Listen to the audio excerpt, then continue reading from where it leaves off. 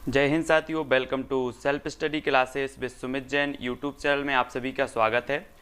दोस्तों, आज का वीडियो फिर से स्टार्ट हो चुका है और सभी लोगों को वीडियो को लाइक करना है, शेयर भी करना है। टॉप 30 प्रश्नों पर हमारा ये रोज जो है प्रश्न पत्र अपन हल करते हैं, ठीक है। तो सभी लोगों के लिए सबसे पहले तो लाइक करना है, वीडियो को शेयर कर देना है जो भी हमारे नए साथी हैं। स्टार्ट होने वाला है आज का वीडियो। तो सभी लोगों को सबसे पहले तो 4 विकल्प आपको दिए जाएंगे, प्रश्न होगा और आपको उत्तर कमेंट में बताना होगा और लास्ट में बताना होगा कि आपने कितने प्रश्न अटेम्प्ट किए हैं और उत्तर जो आपको बने हैं वो कितने बने हैं, ठीक है। चलिए तो स्टार्ट करते हैं दोस्तों आज का ये वीडियो। आपका पहला प्रश्न है, मध्य प्रदेश में इसरो की मास्टर नियंत्रण इकाई कहाँ स्थित है? आपको बताना है। अंतरिक्ष एजेंसी जो इसरो है और इसरो का मुख्यालय सभी को पता है ये बेंगलुरु में है। और इसरो की जो मास्टर नियंत्रण इकाई कहाँ पर स्थित है? मध्य प्रदेश में इंदौर में, भोपाल में, सागर में या फिर जबलपुर में। तो 4 विकल्प हैं, 4 में से एक का चयन सभी लोगों को करना है।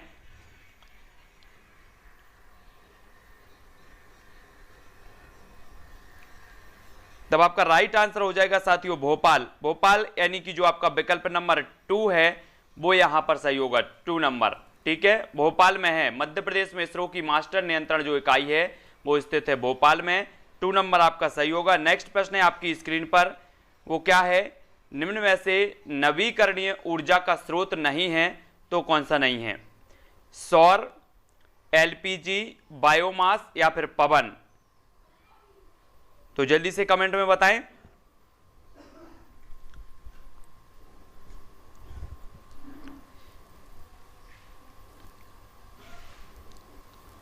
तब अधिकांश लोगों ने उत्तर जो बताया है वो बताया है बी नंबर, यानी कि एलपीजी आपका बिल्कुल सही हो जाएगा, है ना। ए नवीकरणीय ऊर्जा का स्रोत नहीं है तो कौन सा नहीं है? एलपीजी। और बा नंबर जिन्होंने भी बताया उनका आंसर बिल्कुल यहां पर सही हो जाएगा। अगला क्वेश्चन है आपकी स्क्रीन पर, निम्न में से कौन से औषधीय पौधे मध्य प्रदेश में पाए जाते हैं? एक घृत कुमारी, नागर मोथा, उक्त दोनों या इनमें से कोई नहीं। तो कौन से औषधीय पौधे हैं जो मध्य प्रदेश में पाए जाते हैं? 4 विकल्प में से हमें चयन करना है। तब आपका राइट आंसर क्या हो जाएगा? तो अधिकांश लोगों ने फार्मूला को अपनाया और बोले सर कि जहां उपर्युक्त दोनों आता है, उक्त दोनों आता है, वहां तो दोनों होता है। तो अधिकांश जगह पर उक्त दोनों ही होता है, लेकिन कई समयों पर कई जगहों पर उक्त दोनों नहीं होता। अगला क्वेश्चन देखो, निम्न में से कौन सी नदी पन्ना बाघ अभ्यारण्य से गुजरती है? आपको पता होगा पन्ना जो है, पन्ना में मजगवा में जो है हीरा की खान है पन्ना, और पन्ना राष्ट्रीय उद्यान भी है। इसमें से कौन सी नदी गुजरती है? कैन गुजरती है, नर्मदा गुजरती है, सोन या फिर चरण गंगा? 4 विकल्प में से चयन करना है।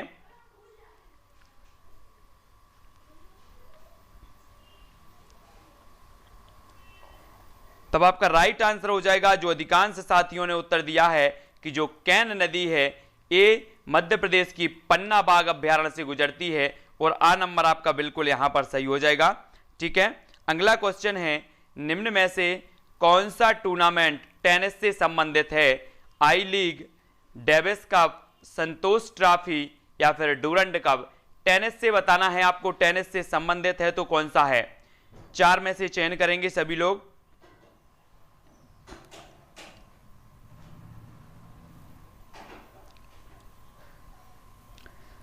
तब आपका राइट आंसर जो हो जाएगा वो हो जाएगा डेविस कप। डेविस कप यानी कि जो विकल्प नंबर आपका बी है वो यहां पर सही हो जाएगा, है ना। कौन सा टूर्नामेंट टेनिस से संबंधित पूछा गया, तब डेविस कप आपका बिल्कुल सही हो जाएगा बी नंबर का, ठीक है।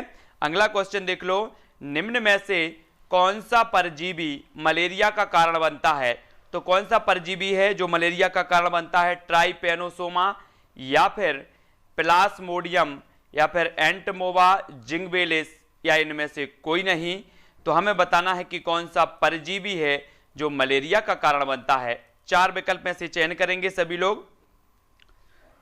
और जिस भी साथी ने पिछले वाले मॉडल पेपर नहीं देखे हैं वो जरूर देखेंगे, है ना। 100 वीडियो आपके लगभग पर्यावरण के मैंने अपलोड कर दिए हैं, आप लोगों तक पहुंचा दिए हैं, है ना। वो सारे के सारे वीडियो प्लेलिस्ट में जाकर के देखना है।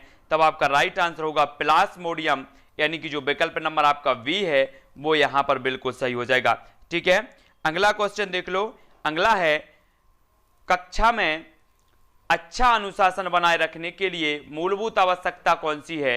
जल्दी से बताएंगे। शिक्षण कौशल, शारीरिक दंड, श्रम विभाजन या शिक्षण का विकेंद्रीकरण। तो आपको बताना है कक्षा में अच्छा अनुशासन बनाए रखने के लिए मूलभूत आवश्यकता कौन सी है?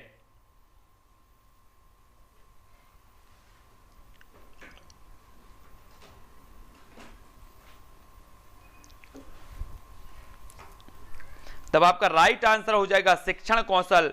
शिक्षण कौशल यानी कि जो विकल्प नंबर आपका आ है, ए नंबर है, वो यहां पर सही हो जाएगा। ठीक है, शिक्षण कौशल आपका बिल्कुल सही होगा। अच्छा अनुशासन बनाए रखने के लिए जो मूलभूत आवश्यकता वो शिक्षण कौशल है। ए नंबर बिल्कुल राइट आंसर। अगला क्वेश्चन देख लो। विश्व जल दिवस कब मनाया जाता है? आपको बताना है 22 अप्रैल को, 22 मार्च को, 22 मई को या इनमें से कोई नहीं। तो जल्दी से बताएंगे विश्व जल दिवस कब मनाया जाता है?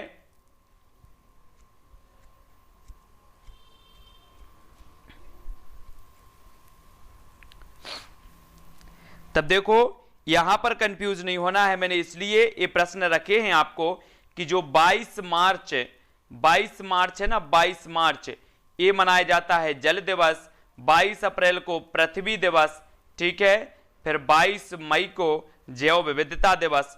तो ये याद रख लेना है तीनों के तीनों। जल दिवस 22 मार्च को, पृथ्वी दिवस 22 अप्रैल को, 22 मई को जैव विविधता दिवस। ठीक है, अगला क्वेश्चन देख लो। विश्व मृदा दिवस कब मनाया जाता है? आपको बताना है 5 जून को, 5 दिसंबर को या फिर 11 जुलाई को या इनमें से कोई नहीं। विश्व मृदा दिवस हमें बतानी है। प्रश्न क्रमांक 9 का आंसर आपका क्या हो जाएगा?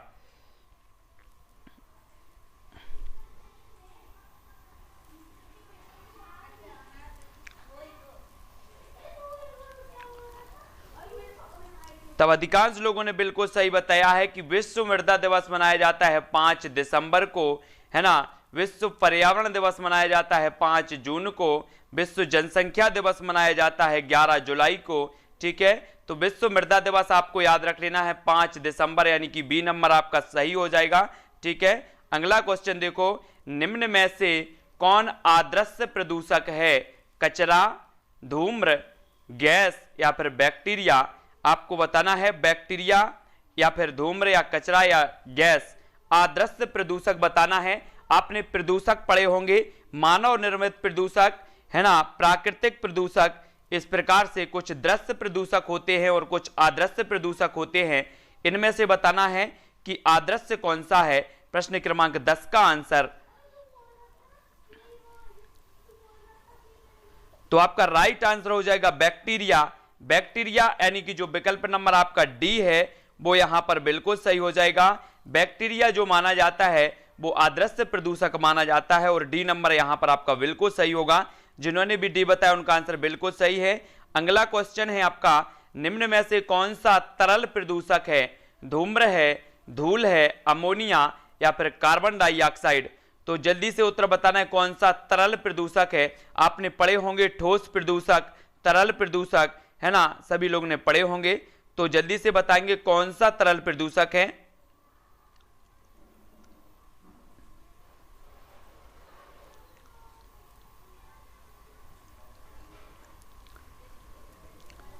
तब आपका बिल्कुल सही आंसर हो जाएगा क्या? अमोनिया। अमोनिया यानी कि जो विकल्प नंबर आपका बी है वो यहां पर सही हो जाएगा। बी जिन्होंने भी बताया अमोनिया ये तरल प्रदूषक माना जाता है। ठीक है, अगला क्वेश्चन देख लो। रेडियोधर्मी प्रदूषण मापने की इकाई है तो कौन सी इकाई है? रोंटजन, डॉप्सन, डेसिबल या इनमें से कोई नहीं। प्रश्न क्रमांक 12 का उत्तर हमें बताना है। रेडियोधर्मी प्रदूषण मापने की इकाई क्या है?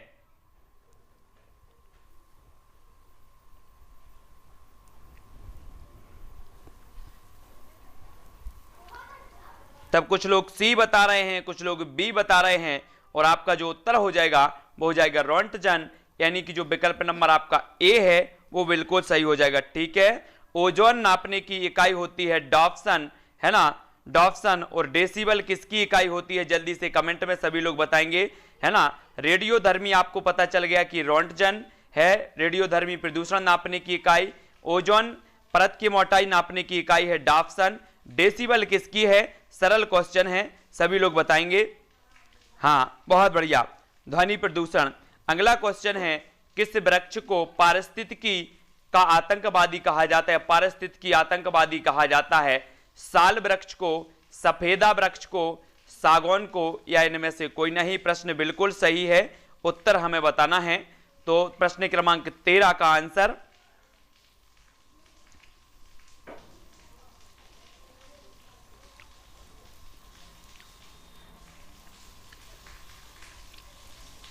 तब आपका राइट जो आंसर हो जाएगा साथियों कि किस वृक्ष को पारिस्थितिकी आतंकवादी कहा जाता है, तो वो कहा जाता है सफेदा, यानी कि जो विकल्प नंबर बी है वो आपका सही हो जाएगा।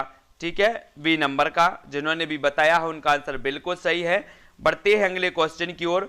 कौन से देश में सबसे अधिक अम्ल वर्षा, कौन सा देश जो है सबसे अधिक अम्ल वर्षा से प्रभावित है, अमेरिका, रूस, नॉर्वे, स्वीडन, चीन, भारत, या इनमें से कोई नहीं। हाँ यूकेलिप्टस कहते हैं, सफेदा वृक्ष को यूकेलिप्टस कहा जाता है ना, और उसे पारिस्थितिकी का आतंकवादी भी कहा जाता है। और प्रश्न क्रमांक 14 का आंसर हमें बताना है।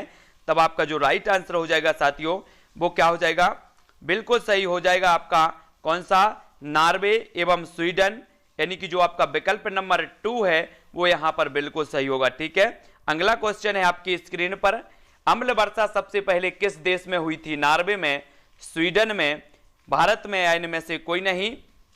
आज आपकी 9 बजे जो क्लास होगी प्रथम भाषा हिंदी की क्लास होगी 9 बजे।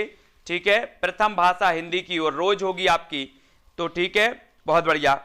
तो अगला क्वेश्चन देखो, अगला आपका उत्तर हो जाएगा क्या है, स्वीडन में हुई थी, यानी कि बी नंबर जो है आपका बिल्कुल सही हो जाएगा। ठीक है, सबसे पहले जो अम्ल वर्षा हुई थी वो स्वीडन में हुई थी, और नॉर्वे और स्वीडन ये अम्ल वर्षा से प्रभावित हैं दोनों, और स्वीडन में सबसे पहले हुई थी, तो बी नंबर यहां पर आपका सही हो जाएगा। ठीक है, हाँ अगला क्वेश्चन देखो, अम्लीय वर्षा के कारण जिम्मेदार प्रमुख गैसें हैं तो कौन सी हैं, नाइट्रोजन ऑक्साइड, सल्फर डाइऑक्साइड, दोनों, या इनमें से कोई नहीं।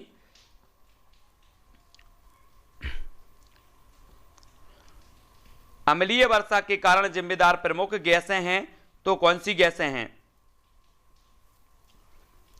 तब सभी लोगों का आंसर बिल्कुल सही है कि जो नाइट्रोजन ऑक्साइड है और सल्फर डाइऑक्साइड है ये दोनों गैसें अम्लीय वर्षा के लिए जिम्मेदार मानी जाती हैं, यानी कि जो विकल्प नंबर आपका सी है वो बिल्कुल सही हो जाएगा। अगला क्वेश्चन है स्टोन कैंसर, स्टोन कैंसर का प्रमुख कारण क्या है, अम्ल वर्षा, पराबैंगनी किरणें, दोनों, या इनमें से कोई नहीं। तो आपका एक जो हो जाएगा जो प्रथम भाषा हिंदी का है वो 9 बजे होगा, रात्रि 9 बजे, रोज क्लास आपकी 9 बजे ही होगी अब हिंदी, प्रथम भाषा हिंदी की। ठीक है, तो स्टोन कैंसर का प्रमुख जो कारण माना जाता है वो क्या माना जाता है, लगा दिया ना अपना फार्मूला दोनों वाला, अधिकांश लोगों ने दोनों वाला लगा दिया, और उत्तर आपका है ए, यानी कि अम्ल वर्षा। स्टोन कैंसर का जो प्रमुख कारण होता है वो होता है अम्ल वर्षा, और ए नंबर आपका यहां पर बिल्कुल सही हो जाएगा। ठीक है, अगला क्वेश्चन देख लो। अगला क्वेश्चन फार्मूला वालों ने सभी ने सी बता दिया कि दोनों आया है वो तो सही है। और केंद्रीय मृदा संरक्षण बोर्ड की स्थापना कब की गई थी, 1952 में, 1953, 1954, या इनमें से कोई नहीं। तो केंद्रीय मृदा संरक्षण बोर्ड की स्थापना बतानी है, ये कब की गई थी, प्रश्न क्रमांक 18 का आंसर।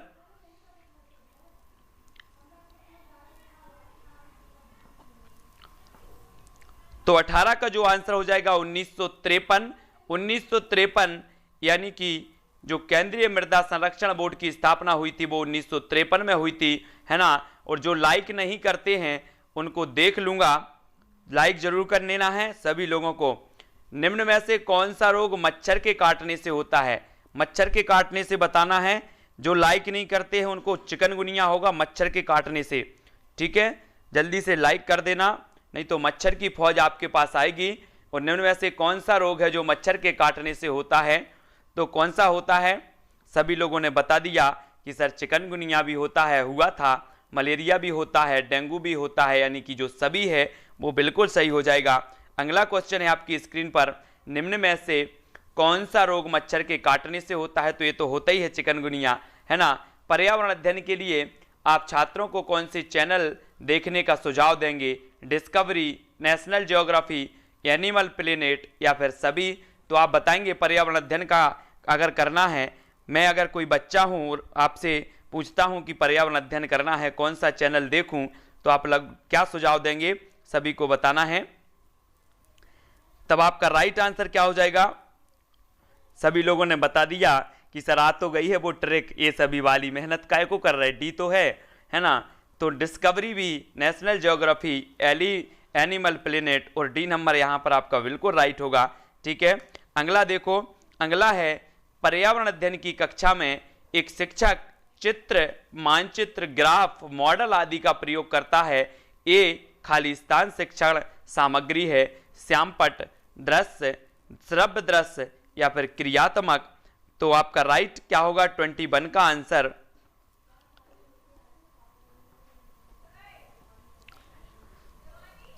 तब अधिकांश लोगों ने बिल्कुल सही बता दिया है कि सर चित्र को भी देखा जाता है, मानचित्र को भी देखा जाता है, ग्राफ को और मॉडल को सभी को देखा जाता है। अब जिन्हें देखा जाता है तो वो दृश्य कहलाएंगे, है ना, यानी कि जो आपका बी नंबर है वो बिल्कुल सही होगा। खालिस्तान के अलावा निम्नलिखित पर्यावरण अध्ययन पढ़ाने की विधियां हैं, तो किसके अलावा आपको बताना है, किसके अलावा बाकी सब पर्यावरण अध्ययन की जो है पढ़ाने की विधियां मानी जाती हैं। 4 विकल्प हैं। पहला है समस्या समाधान, दूसरा व्याख्यानों द्वारा स्पष्ट करने, सहयोगात्मक अधिगम या फिर निर्देशित खोज। तो आपका सही आंसर हो जाएगा व्याख्यानों द्वारा स्पष्ट करने, यानी कि जो आपका बी नंबर है वो यहां पर बिल्कुल सही हो जाएगा। ठीक है, इसको छोड़ करके बाकी निर्देशित खोज, सहयोगात्मक अधिगम और समस्या समाधान, ये पर्यावरण अध्ययन की पढ़ाने की जो विधियां हैं, ठीक है, ये विधियां हैं, सभी लोग देख लेना और इन्हीं विधियों से पढ़ाना जब मासाब बन जाओ। ठीक है, निम्न में से कौन सी परिघटना कक्षा में प्रदर्शित नहीं की जा सकती? कोहरा निर्माण, बर्फ से तरल निर्माण या बाष्प बिंदु निर्माण? तो आपका राइट आंसर क्या हो जाएगा? प्रश्न क्रमांक 23 का आंसर बताना है, 23 का।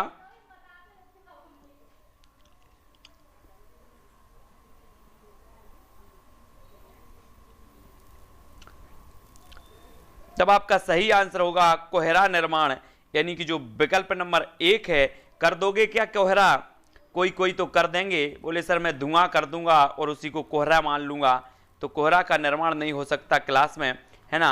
अगला है ज्वार और बाजरा कहाँ उगते हैं? पहाड़ी क्षेत्रों में, समतल मैदानों में, शुष्क क्षेत्रों में या तटीय मैदानों में?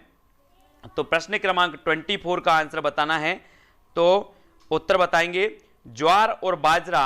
ये ज्वार और बाजरा तो किसी ने देखे नहीं होंगे, इनको देख लेना। ज्वार और बाजरा उगते कहाँ हैं, है ना। कई लोग तो बोल रहे होंगे कि सर मैंने ये नाम पहली बार सुन रहे हैं, आप बोलते उगते कहाँ हैं?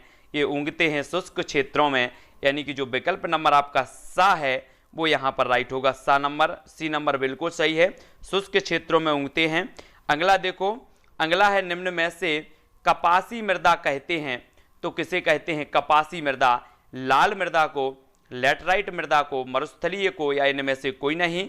कपासी बताना है, सभी लोग बताएंगे। और यहाँ से एक क्वेश्चन और बनता है, अपन ने पढ़ा था कि कपास अनुसंधान केंद्र कहाँ है? अपने मध्य प्रदेश में। मध्य प्रदेश में कपास अनुसंधान केंद्र कहाँ है? सभी लोग बताएंगे। और कपासी मृदा जो कहा जाता है वो कहा जाता है काली मिट्टी को। काली यानी कि जो विकल्प नंबर आपका सी है वो यहाँ पर सही हो जाएगा। ठीक है, कपासी मृदा कहा जाता है काली मिट्टी को। और अगला क्वेश्चन है आपका, प्राथमिक स्तर पर पर्यावरण अध्ययन के लिए कौन सी विधि प्रभावशाली है? तो कौन सी विधि प्रभावशाली है? तब आपको बताना है योजना विधि, कहानी विधि, है ना, व्याख्यान विधि या इनमें से कोई नहीं।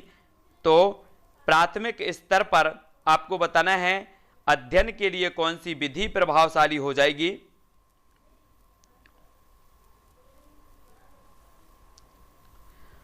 तब आपका बिल्कुल सही आंसर हो जाएगा कहानी विधि। कहानी विधि यानी कि जो विकल्प नंबर आपका बी है वो बिल्कुल सही हो जाएगा। कहानी विधि आपका सही है। ठीक है, 204 लोग देख रहे हैं और 204 में से 201 भी ऐसा नहीं होना चाहिए जिसने लाइक ना किया हो। सभी लोग लाइक जरूर करेंगे, ठीक है। आज थोड़ा सा टाइम की कमी से आपके 26 क्वेश्चन इस वीडियो में रखे गए हैं, ठीक है, क्योंकि मैं बना नहीं पाया और भी प्रश्न। तो सभी लोगों को वीडियो को लाइक जरूर कर लेना है। राम बाबू जी, जुगल जी, श्वेता जी, नरसिंह, आशीष, स्मृता, लता, पुष्पेंद्र जी, नम्रता जी, रितु जी, ठीक है, और रजनी, पूनम जी, काजल जी, और उमा शंकर, शिवांगी, पूनम, मनीषा, रीता जी, पुष्पेंद्र, प्रमोद जी, शैलेंद्र जी, उत्तम जी, विशाल जी, कृष्णा जी, और सुंदरी, अनुराग, शैलेंद्र जी, देवी, कुमकुम जी, श्री, लकी जी, पुष्पेंद्र, राजकुमारी जी, रीता जी, उमा शंकर जी, वीरेंद्र जी, सभी को धन्यवाद। रीनू जी, ठीक है, शैलेंद्र जी। अगली क्लास होने वाली है बाल विकास की। बाल विकास का लेवल देखना, अपना जो व्यापम का लेवल है उसको देख के चलना है, कुछ भी मत पढ़ते रहना कि सर मैंने तो बाल विकास पढ़ लिया। और बाल विकास में 4-5 पुस्तकें हैं उमा शंकर जी, 4-5 पुस्तकों को मैंने पूरा पढ़ लिया है। पहले लेवल देख लेना बाल विकास का, व्यापम का जो आपने पढ़ा है। और आज के नेक्स्ट वीडियो 7:15 पर होने वाला है, वो जरा पेपर हल करके बताना, माइंड जो है वो क्या हो जाएगा, घूम जाएगा। ऐसे प्रश्न अपने व्यापम में आ रहे हैं, ठीक है। तो 7:15 पर होगा आपका बाल विकास। उसके बाद 9 बजे आपकी प्रथम भाषा हिंदी होगी, ठीक है। उत्तम जी, सौरभ जी, आनंद जी, बालकिशन, रवि जी, पूनम, मोनिका जी, आरती जी, आनंद जी, सीताराम आनंद, ठीक है, रजनी जी, बंदरी, शैलेंद्र जी, ठीक है, पूजा, विशाल, आनंद, भावना पांडे जी, कपिल जी। और सभी लोगों को लाइक जरूर कर लेना है। आपके जो पूर्व में व्यापम में पूछे गए क्वेश्चन है, पर्यावरण हो या चाहे वो आपका बाल विकास हो, या ऐसे क्वेश्चन जो पूर्व में किसी ना किसी एग्जाम में किसने व्यापम ने पूछे हैं, वो क्वेश्चन आपको करवाए जाते हैं, वो क्वेश्चन लाए जाते हैं। वो अनेकों एग्जाम में पूछे गए हों या कहीं भी पूछे गए हों, आपके पर्यावरण के भी क्वेश्चन वहीं से आते हैं, बाल विकास के भी वहीं से आएंगे। और आपकी प्रथम भाषा हिंदी हो या कोई भी भाषा हो, क्वेश्चन आपके व्यापम से ही आएंगे जो व्यापम ने पूछे हैं, ठीक है। तो आपको वीडियो को लाइक करना है और शेयर भी करना है, ठीक है। तो आज के वीडियो के लिए बस इतना ही। नेक्स्ट वीडियो अपना 7:15 पर होने वाला है बाल विकास का, ठीक है। तो सभी को जय हिंद,